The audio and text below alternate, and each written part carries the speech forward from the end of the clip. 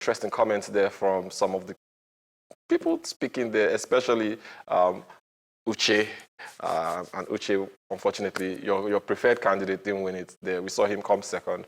And of course, congratulations, Ousmane Dembele, winning his first Ballon d'Or for the year 2024 into 2025. Anyways, joining me today to talk sports is none other than my co-host, co-pilot, who hopefully I'm hoping that today he will tamper justice with Messi as we trash the NPFL league and results. And so because his team, by the time Dixon was talking, because I didn't follow on the match that weekend, I thought they trashed insurance like 5-0 or like what Arsenal did to City last season, 5-1 or something. It was just 3-2. Yes, they came from behind to win at the end of the day, but I mean, come on. Anyways, let's make welcome none other than Coach himself, Dixon. Coach Dixon, you're welcome to the program. Yeah, great to be here. 3 points is 3 points. Thankfully, still at the beginning of the season. 3 points is 3 points. But great to be here. And, well, last night in Paris. And that's the big talking point now. That's the big talking point. Everybody's going on it. But I've over the years, I've let my expectation be so limited, so little, because anything can happen. But, just judging by everybody's take, it seems some people are kind of like satisfied with... Yeah, this is the first time in a long time that the Ballon d'Or has happened and people are not complaining as much. People are not complaining, especially the main character, which is Ousmane Dembele. No due respect to other awards and also the Ballon d'Or for the ladies also. Even the people like Ake, as his own favorite player, they thought could have won in Russo, the Arsenal player, saying she won the Champions League. Female Club of the Year, Arsenal. Female Male Club of the Year, Paris Saint-Germain. Now, there are 2 awards there, and I want to quickly talk about. And I think I'm satisfied with every award. Best goalkeeper, best male and female, best coach, male and female. But this is my opinion. Okay. Strictly my own opinion. Let's hear it. I'm kind of like satisfied with almost every award. We sometimes. I don't want to play down the Ballon d'Or ceremony, but we've had our takes over the past. Yeah. But for me, I understand. Let me start with the female club, the best club in the world, female category, was given to Arsenal. Now, a school of thought says Barcelona dominated Spain, won every trophy in Spain. Mm-hmm. Why didn't Barcelona win? Come to think of it, the best player from in the world female category is from Barcelona. Now the Chelsea fans are saying also, why didn't Chelsea win the best female club? They were unbeaten. They were triple winners. Yes. Unbeaten in the league. In the league. They only lost 2 games last season, and that was in the Champions League semi-final. To Barca semi-final, and saying the same. No, they lost 3. They lost to City the first leg, and they came back to City. Yes, they came back to City. And they said the club you have given the best club to, Arsenal, was 12 points behind this Chelsea team in the league. That Arsenal only won the Champions League. But we've seen over the years, right? And this is me, playing two scenarios now. Okay, why did they give to Arsenal? Maybe just because they won the Champions League. They won the Champions League. Is that enough? That's the question. Is that enough? Is that category? I would have given it to Barcelona. Like, you win the Champions League, and that's all. Let me even throw some more spanner into the works. I wouldn't have given the coach to Wigman, the English national, the 3 Lionesses coach. I wouldn't have given her the coach of the year. Okay. I'd have given either Van Pastor or the Barcelona coach. To me, they accomplished more. Yes. To go unbeaten in 3 competitions. To go unbeaten to me, in your first season. It outweighs winning the Champions League. How many games did you play to win the Champions League? Probably like 9, 10. She played more than that, including the Champions League. It wasn't up to, right? Yes. So I'm just saying, so for me, then again, whoever has, I know we say this every Ballon d'Or year, but this is the year that we're saying it the least. Yes. Because maybe because the people everybody thought deserved certain awards did win it this time around. It's a popularity contest because by the time you're looking at the final two for the Ballon d'Or for men, let me use that as an example. I'm asking myself, what metrics did they use other than like, that I like you, to put Lamine Yamal in second ahead of Rafinha, his teammate? I think at the end of the day, Rafinha ended up with let's look at why is Lamine in the conversation? Because of Barca, right? Barca won a domestic treble, right? So you're saying they dominated Spain, right? One of the most difficult leagues. Yes. But who made their treble possible in all competitions? It's 100% Rafinha. He didn't play alone. Yes, it's team sport, everything. But take away his goals and assists, Barca is not winning any one thing in that tournament. And you give the how many goals and contributions did Lamine Yamal make? You say it's how he played, which goes back to my initial summation, which is it's just preference. I like. It's not about what you did. And then again, it throws merit out the window. Because everybody, I'm not done with Rafinha. Salah has an amazing shout on this one. When will Salah ever win the Champions League?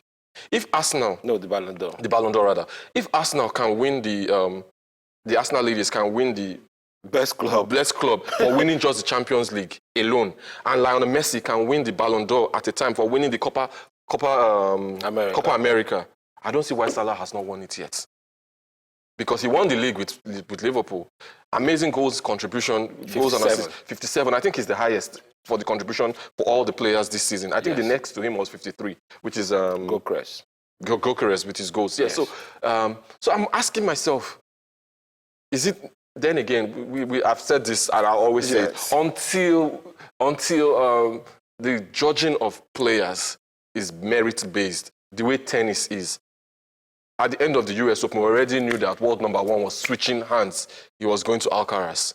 We already knew because everybody tracks points. But people will say this is an individual sport. It's individual sport. Is basketball an individual sport? How do they track MVP? Is it an individual sport? They track you. They take everything you do. Tackles, rebounds, assists. Everything is tracked.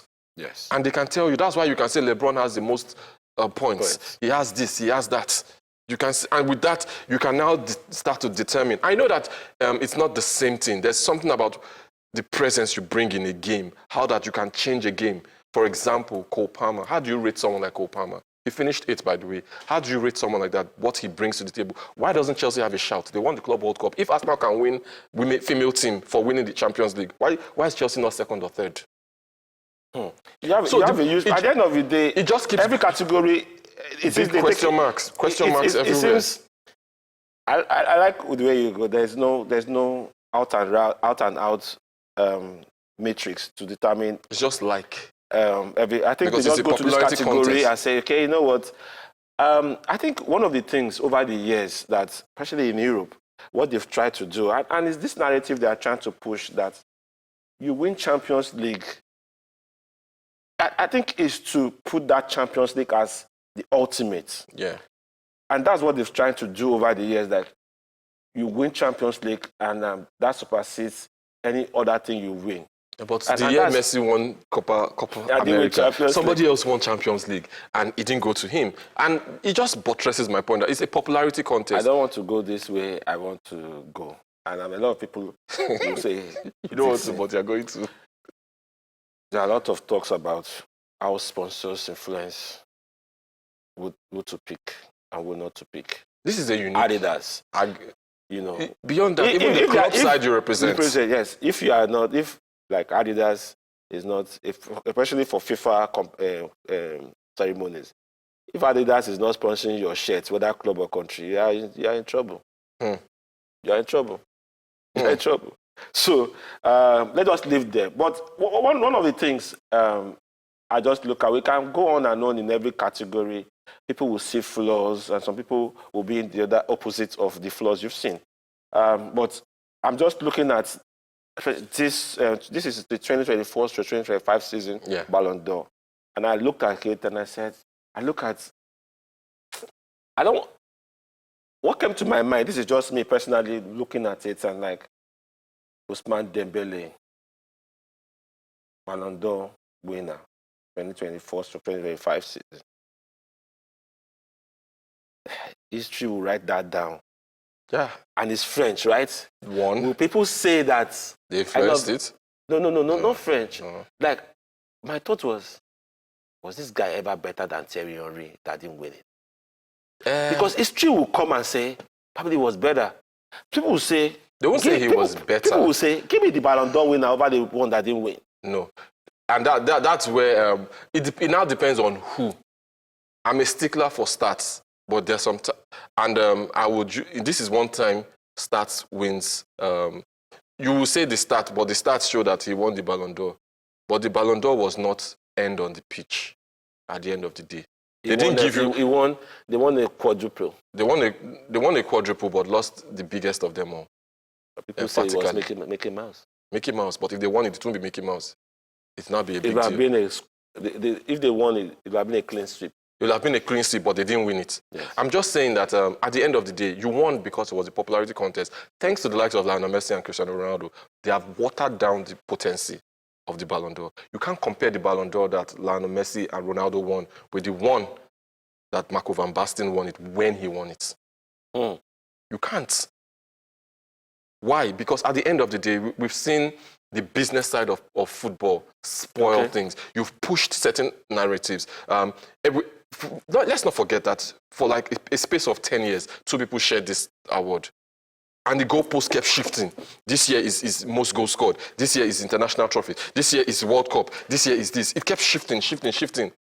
This is the first time that somebody outside Real Madrid and Barca has won the Champions League in a long time. I've won the Ballon d'Or in a long time. That's why this one seems special to everybody, especially the neutrals. Especially because a lot of people have said it didn't add up. I was already brimming with how I'm going to bring thunder and brimstone today if Lamine Yamal had won it. So that would have been it. People are still complaining how he was second. But again, okay, my producer just reminded me that Rodri won the last one, Man City. So it's like I said, yeah, fine. Rodri's one almost doesn't even count because sorry, Rodri. I used to be City, but it. Well, we just see now. For me, why I brought that, and I agree with the Van Basten era that you've gone, and I don't want to really touch on eras. I'm looking at consistency. The Vini that we all last season were saying was going to win ended up, I think, 16th. This is the Vini that was supposed to win. I think the players of these days need to be very consistent. Now, Ousmane Dembele, let's see how you go. Again, you are the Ballon d'Or winner. Yeah. Let's see how you go this season. We want to see you. You are the best player in the world, in quotes, with this award. Let's see how you go season by season. Give us that. Not after one season winning Ballon d'Or. We don't hear about the stats, starts fading out or stuff. But I think that now, if you look at Ballon d'Or in Europe, if you don't win the Champions League, you might not have a shout.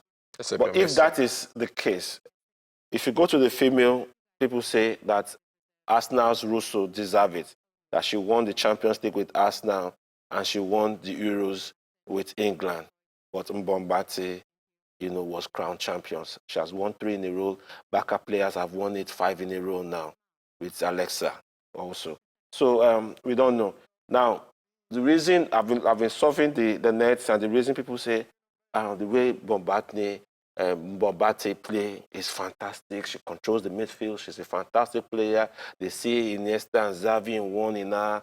And even though she didn't win the Champions League, she played in the finals of the Champions League. Even though she didn't win the Euros, she played in the finals and lost by penalties in the Euros.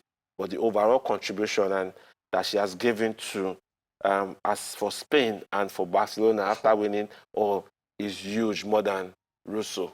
Because Russo had a supporting... people so you're contradicting yourself with one person's category over another person's category. In the same award ceremony. So everybody who is dancing to my Ballon, is at the end of the day, it's like we said, it's a popularity contest, and they will say this over this, this over this. When on a particular site that I went to check it before the Ballon d'Or happened, so they told us to pick. I picked Russo. Okay. I picked Russo ahead of the Spanish players because of her contribution, because they'll give you each person's stats Yes. and achievements. And like you rightly said, Champions League winner, Euros winner. So that makes her excel as the English side. Then again, you can't also overlook it with the fact, if you had made the English national team, the women's national, the female team, I would have even said it makes more sense than the Arsenal ladies winning it. To me, because five of the Lionesses were in the Ballon d'Or top 10. So strong call for the English national team. Yes. Strong call for the English national team. They were not all Arsenal players, because Lucy Bronze was on that list as well, and Lucy Bronze is Chelsea. So strong call for that. But if you ask me, my major highlights for the night were having two Nigerians at the Ballon d'Or ceremony, Super Falcons coach, to even be mentioned in that category of coach. To even be mentioned, to me, it's the big deal. Yeah, great. It's the big deal. And congratulations to Coach Madugu for getting that. Whether it was stroke of luck, the fact, like you rightly said, and that's where this kind of things go down. It will be in the records forever that the first Nigerian coach to be nominated in the Ballon d'Or was Coach Madugu. Then again, you cannot downplay his achievements. You can't the way they won the 10th trophy was fantastic. Was an amazing one. That finals against Morocco at home in Morocco, winning it. The second one has to be Nadozie, fourth best goalkeeper in the world, and being listed in that category. It's a big leap for Nigeria, which begs the question again: the guys, where are you? The coach is a guy now. No, leave that talk. I'm talking of the guy athletes now.